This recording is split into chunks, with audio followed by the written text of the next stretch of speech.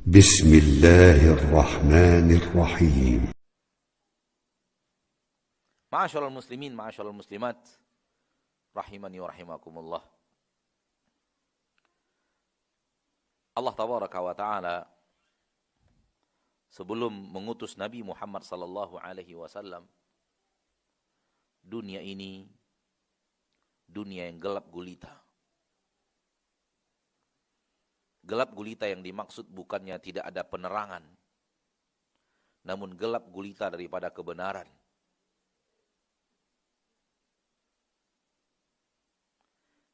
Dunia ini sebelum diutusnya Nabi kita tercinta Muhammad sallallahu alaihi wasallam adalah dunia yang dipenuhi oleh kebodohan. Kebodohan yang kita maksud bukanlah kebodohan sains dan teknologi duniawi. Karena ketika Rasulullah SAW belum lagi lahir, teknologi juga maju di Persia dan Romawi. Walau di kota Mekah dan Madinah memang kota yang minim teknologi. Bangunan-bangunan megah tinggi menjulang sudah ada di zaman itu. Benteng-benteng yang kokoh dibangun sudah ada. Namun kebodohan yang dimaksud kebodohan tentang al-haq, tentang kebenaran. Kebodohan tentang Rabb, tentang Allah, dan apa yang Allah sukai.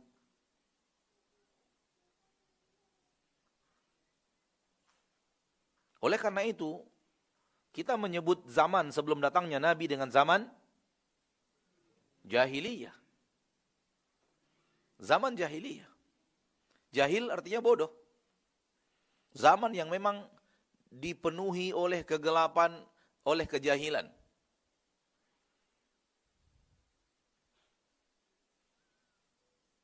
Oleh karena itu di dalam Al-Quran Allah tabaraka wa ta'ala menyebut Nabi Muhammad sallallahu alaihi wasallam yukhrijun nas minadh-dhulumati ilan nur, mengeluarkan manusia dari kegelapan-kegelapan yang beraneka ragam menuju cahaya. Liyukhrijahum minadh-dhulumati ilan nur. Allah mengutus Nabi itu agar Nabi mengeluarkan manusia dari kegelapan. Ingat, kegelapannya bukan kegelapan kurang cahaya, enggak. Zaman itu juga ada cahaya, walau tidak seperti cahaya yang ada kita sekarang ini. Namun tetap dia adalah pencahayaan.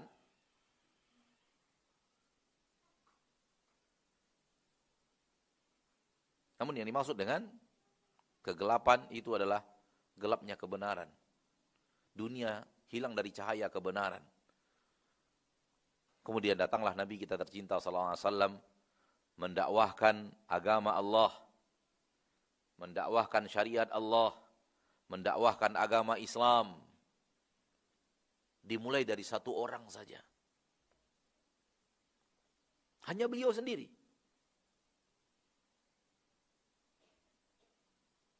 Setelah itu, satu persatu dari penduduk Mekah beriman.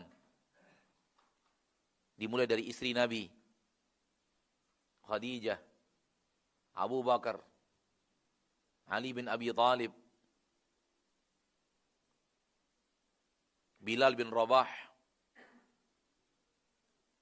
Setelah itu Utsman bin Affan.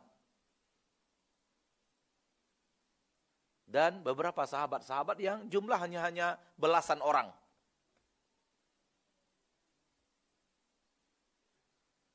Dan terus Nabi mendakwahkan itu. Dan jumlah yang beriman kepada Nabi semakin lama di kota Makkah, semakin banyak. Terutama dari kalangan orang-orang yang tidak mampu dan orang-orang lemah dan para budak. Itu yang paling banyak beriman kepada Nabi Muhammad sallallahu alaihi wasallam. Adapun penguasa-penguasa Mekah, orang-orang kaya, orang-orang terpandang, lambat berimannya. Nanti di belakang banyak beriman. Di awal-awal jarang. Dan salah satu penyebab mereka lambat beriman, kesombongan tadi juga. Kesombongan mereka penguasa, kesombongan bahwa mereka orang kaya. Nabi Muhammad bukan orang kaya sallallahu alaihi wasallam. Dan Nabi Muhammad tidak pemimpin Mekah. Nabi Muhammad hanyalah keponakan seorang pemimpin Bani Hashim. Bisa difahami? Pemimpin Bani Hashim adalah paman Nabi, Abu Talib. Dan Nabi Muhammad adalah keponakannya, bukan juga anaknya, tapi keponakan, anak saudaranya. Sehingga Nabi Muhammad SAW bukanlah pemimpin.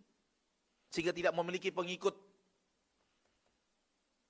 Beda dengan pemimpin-pemimpin Mekah seperti ayahnya Khalid bin Walid, yang bernama Walid bin Mughirah, seperti Abu Jahal, Utbah bin Rabi'ah, dan yang lainnya. Pemimpin-pemimpin Mekah yang punya bahasa kita sekarang, punya anggota yang sangat banyak. Mereka lambat beriman. Dan sebagian mereka tidak sampai beriman. Dan wafat sebelum beriman, mati di atas kekafiran. Namun yang paling banyak menerima Islam di zaman itu, di awal-awal fase dakwah Makkah, adalah para budak. Dan para mantan budak.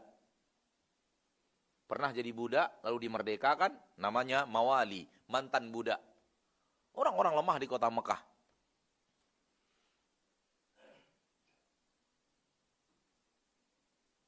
Kepada Abu Sufyan, ketika itu Abu Sufyan masih di atas agama Quraisy, dan Abu Sufyan termasuk pemimpin Mekah.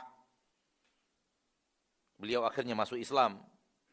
Namun ketika bertemu dengan Raja Romawi, masih di atas agama Quraisy, yang agama kesyirikan. Ditanyakan oleh Raja Romawi kepada Abu Sufyan, "A'asyrafun nasi taba'u am du'afa'uhum?"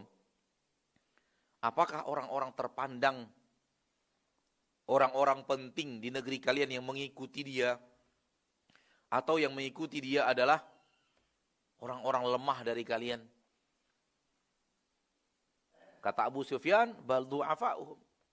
Tidak, bukan pemimpin-pemimpin, bukan orang-orang petinggi-petinggi, bukan orang-orang mulia Mekah yang banyak ikut dia. Yang banyak ikut dia justru orang-orang lemah. Kata Raja Romawi, wa kadzalika atba'ur rusul. Demikian juga kisah rasul-rasul sebelum dia. Pengikutnya juga mayoritasnya orang-orang lemah, orang-orang tak mampu. Orang-orang yang dikerdilkan dan dikucilkan dan dihinakan manusia. Wa hum atabi'ur rusul. Mereka lah pengikut-pengikut Rasul.